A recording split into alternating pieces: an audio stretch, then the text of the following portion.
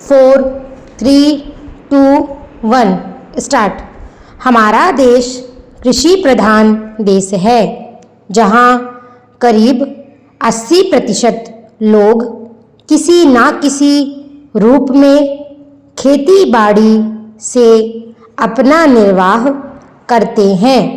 यदि आप एक किसान के जीवन पर दृष्टि डालें तो आप यह देखेंगे कि उसका खेत बड़ा हो या छोटा, वह और उसका परिवार साल भर बराबर खेती के काम में व्यस्त नहीं रह सकता। उसे काफ़ी समय बेकार रहना होता है।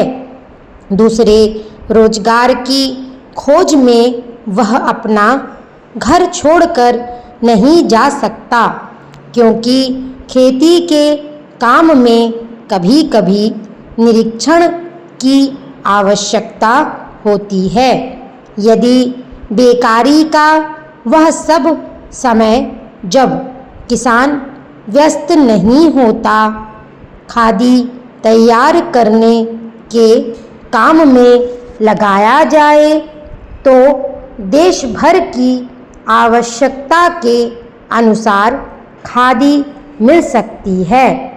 ऐसी अवस्था में कोई भी कम मजदूरी का प्रश्न नहीं उठाएगा, क्योंकि यह काम तो ऐसे समय में किया जाएगा जो बिल्कुल खाली होगा।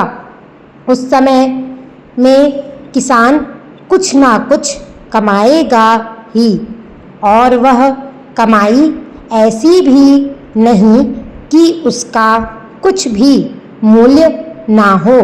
कम से कम वह अपने लिए तो इतना कपड़ा तैयार कर ही सकेगा जिससे उसको बाजार से ना खरीदना पड़े। मैं आपको अपने निजी अनुभव से बता सकता हूँ कि 1 घंटा प्रतिदिन काटने से हमें इतना कपड़ा मिल सकता है जितना कि एक औसत हिंदुस्तानी के लिए आवश्यक है। इस दृष्टिकोण से देखा जाए तो सस्ते महंगे कपड़े का प्रश्न ही नहीं उठता, क्योंकि खादी खाली समय में किए गए श्रम से प्राप्त हो जाएगी। खादी के संबंध में यह एक तथ्य है। हम जानते हैं आदमी सदा काम नहीं करना चाहता, कभी कभी उसे खाली बैठे रहना ही अच्छा लगता है। परंतु इन सब कठिनाइयों के होते हुए भी मैं सोचता हूँ कि खादी का प्रचार और विस्तार असंभव नहीं है। अतीत में जब गांधी जी ने खादी आंदोलन आरंभ किया, उस समय हमारे देश के प्रशासन से कोई संबंध नहीं था और ना ही हम सरकार से सहायता की अपेक्षा करते थे। फिर भी देश में एक ऐसा वर्ग था जो बराबर खादी का प्रचार करता रहा। वह वर्ग आजकल भी विद्यमान है।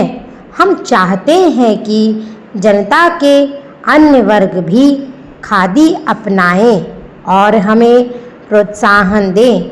मुझे प्रसन्नता है कि वित्त मंत्री महोदय ने हमें सरकारी सहायता देना स्वीकार कर लिया है। एक प्रश्न यह उठाया गया है कि महिलाओं की साड़ियाँ बहुत महंगी पड़ती हैं। मेरे विचार में यह प्रश्न प्रासंगिक नहीं है। मैं नहीं सोचता कि महिलाओं को दिन भर में इतना अधिक काम रहता है कि वे 1 घंटा काटने के लिए नहीं दे सकती।